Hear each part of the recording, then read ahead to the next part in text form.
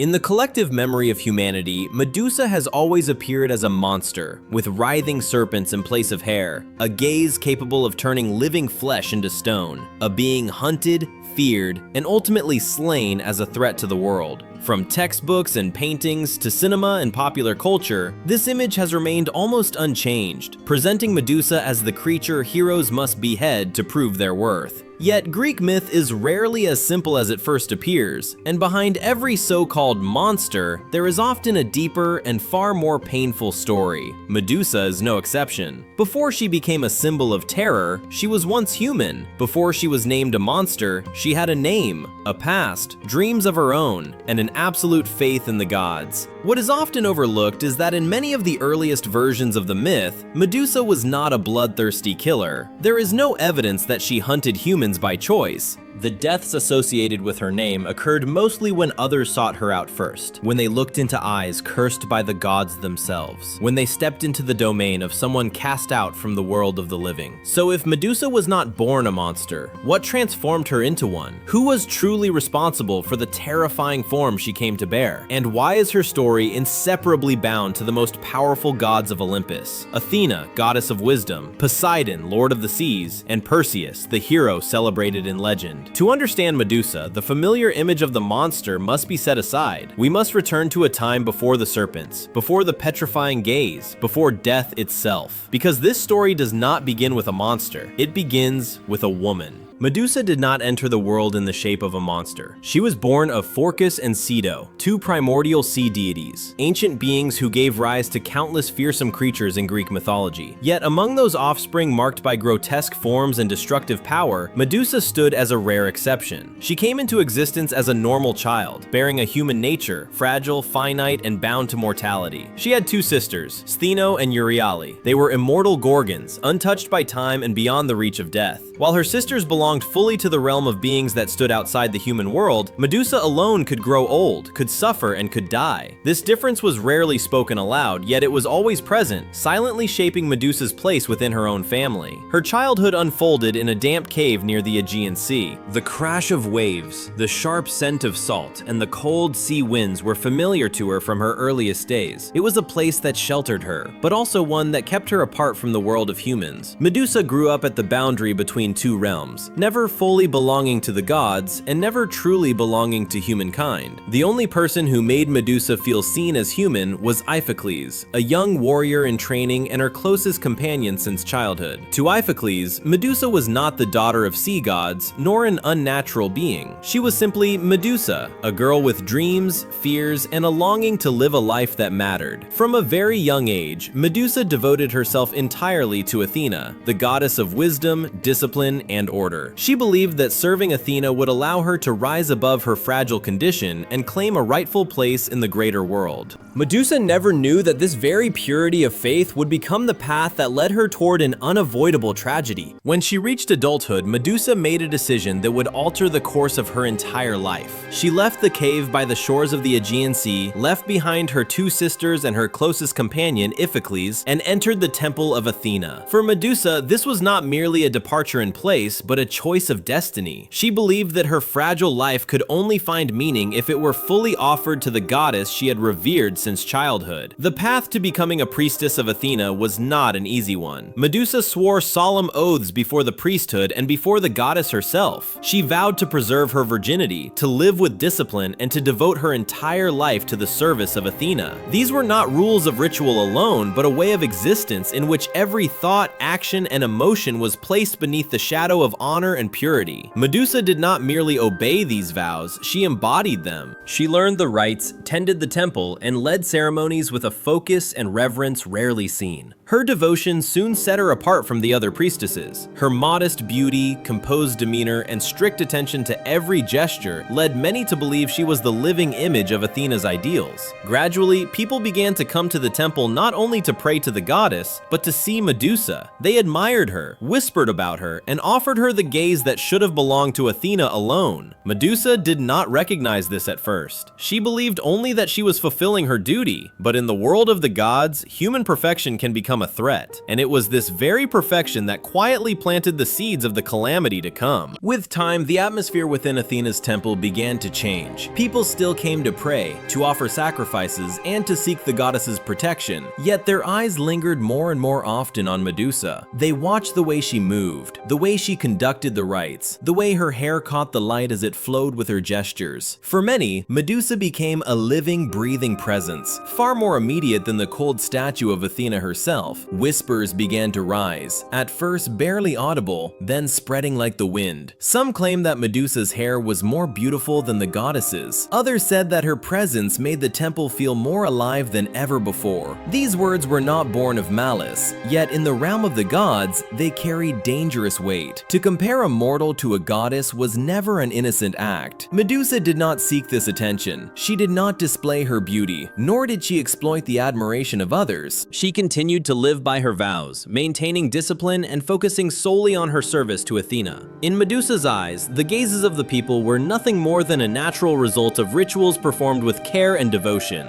But the order of Olympus does not follow human logic. To the gods, misplaced attention is a form of insult. When mortals begin to admire one of their own more than a deity, the sacred balance is disturbed, and in a world where power is bound to honor, any imbalance demands correction. Medusa did not know that her silence and humility would not be enough to protect her. Beauty, even when unclaimed, had become a crime, and once again, calamity was quietly drawing near. Poseidon never forgot his grievance against Athena. The contest for the patronage of Athens had ended in victory for the goddess of wisdom, leaving the Lord of the Seas with a humiliation he could not accept. In the order of the gods, defeat was not merely the loss of power, but a deep wound to honor. Poseidon waited, and when he set his eyes on Medusa, the priestess most favored by Athena, he saw an opportunity. Medusa became an instrument of vengeance aimed not at her, but directly at Athena herself. Poseidon approached Medusa by the shore where she often walked alone. He spoke with honeyed words, promising power and glory, attempting to draw her away from her vows. But Medusa refused. She spoke of Athena, of duty, of a faith she had never betrayed. Her refusal did not stop Poseidon. It only ignited his fury. When desire was denied, violence followed. Medusa fled in terror toward the only place she believed could protect her, the temple of Athena. She called out to the goddess, trusting that the sacred space would shield her. Iphicles stepped between her and the sea god, a mortal standing before a god. Such courage had no chance of victory. Poseidon needed only a single blow. Iphicles fell, unconscious, no longer able to defend anyone. Upon Athena's altar itself, the place that had once embodied order and purity, Poseidon raped Medusa. The act did not merely destroy a human life, it defiled the temple and turned Medusa into the victim of a divine revenge she had never chosen. Athena appeared when her temple had already been thrown into chaos. What had once stood as a symbol of order, reason, and purity now bore the marks of violence and defilement. Before the goddess stood Medusa, collapsed in agony, and the sacred space that had been violated. Yet the one responsible for it all, Poseidon, was gone. And Athena did not pursue him. Instead, the goddess's gaze settled upon Medusa. In the logic of the divine, the presence of a mortal amid such ruin was enough to serve as proof. Athena concluded that Medusa had brought disorder into her temple, that her beauty had awakened desire, that her too prominent presence had drawn men away from the path of virtue. Medusa was condemned for the very thing she had never chosen. Athena did not see Medusa as a victim. She saw her as the cause, a necessary warning to preserve the sacred order, and the punishment was delivered without hesitation.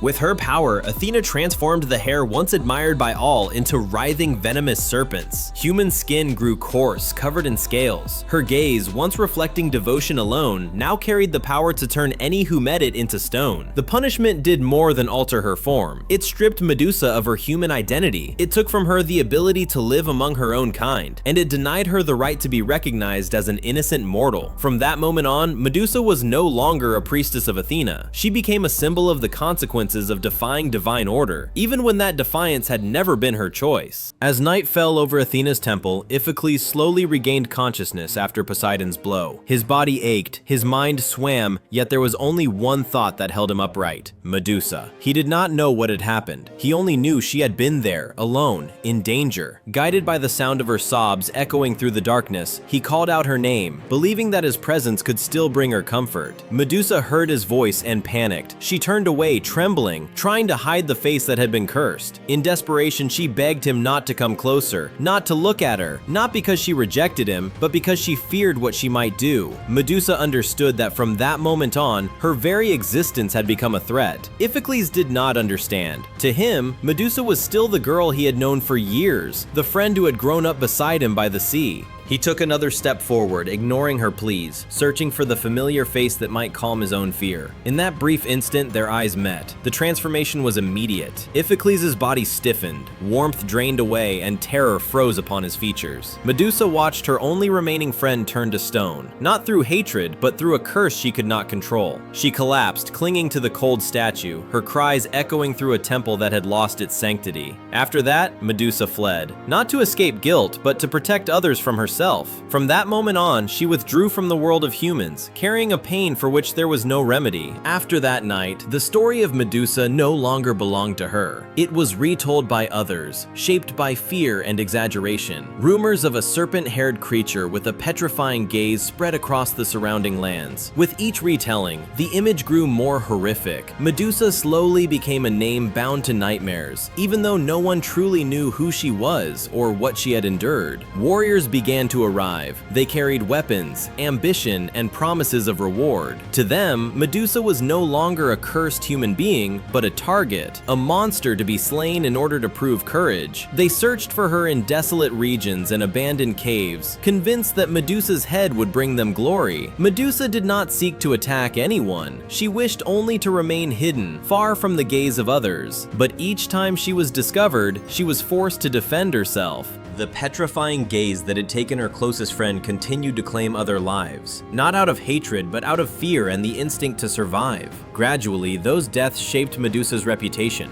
In the stories of others, she was no longer a victim. She became a monster. Each stone figure left behind served as proof that reinforced the image. And in prolonged isolation, Medusa's humanity was slowly eroded, not by cruelty, but by being forced to live as the thing others believed her to be. After years of fleeing and being hunted, Medusa found refuge in a place forgotten by the world, an ancient temple of Athena, ruined and abandoned, far removed from the paths of humankind. Fallen columns lay broken, domes had collapsed, and wild grass crept across the stone floor. To others, it was nothing more than a relic of decay. To Medusa, it was the last place that still remembered who she had once been. Amid the ruins, Medusa discovered an old statue of Athena, worn and fractured by time. The goddess no longer appeared as majestic as she did in grand temples, yet the form was unmistakable. Medusa knelt before it, not in fear, but in reverence that had never faded. Though cursed, she did not abandon the faith that had shaped her life. Alone within the deserted temple, Medusa began to do what she had once done as a priestess. She cleaned the stone floor, arranged the scattered fragments, and performed the rituals in silence. There were no worshippers, no witnesses, only her and the goddess she continued to serve. These acts did not bring redemption, but they preserved what little of Medusa's humanity remained. From the heights of Olympus, Athena watched. For the first time, the goddess saw Medusa not through the lens of disorder or insult, but through quiet devotion. There was no crowd, no comparison, only unconditional loyalty. And in that moment, Athena recognized her mistake. Yet, among the gods, regret that comes too late rarely has the power to undo a fate already set in motion. When Athena realized her mistake, she could not withdraw the curse. Divine order did not allow reversals. Instead, Athena chose a different path. Perseus, son of Zeus and a mortal woman, was summoned. He was given a task celebrated as heroic, though in truth it was meant to serve as a necessary ending. Athena entrusted Perseus with the reflective shield, the Aegis, its surface polished like a mirror. It was not merely a weapon, but the only way to face Medusa without meeting her gaze. Perseus set out, carrying the mandate of the gods and a destiny he himself did not yet fully understand. When Perseus reached Medusa's place of seclusion, she did not resist. After years of isolation, relentless pursuit, and a pain that could not be undone, Medusa accepted her fate. Death, to her, was no longer a punishment, it was release. Perseus did not look at her directly. Guided by the reflection in the shield, he raised his blade and ended Medusa's life. From her blood, two beings were born. Pegasus, the winged horse, a symbol of purity untouched by any curse, and Chrysaor, the embodiment of strength and war. Even in death, Medusa gave rise to life. Athena placed Medusa's head upon her shield. It became a supreme weapon, but also a belated tribute to a loyal priestess. Medusa, the one called a monster, was in truth a guardian, and the true monster, perhaps, was power itself. Power that never accepts responsibility for the harm it creates.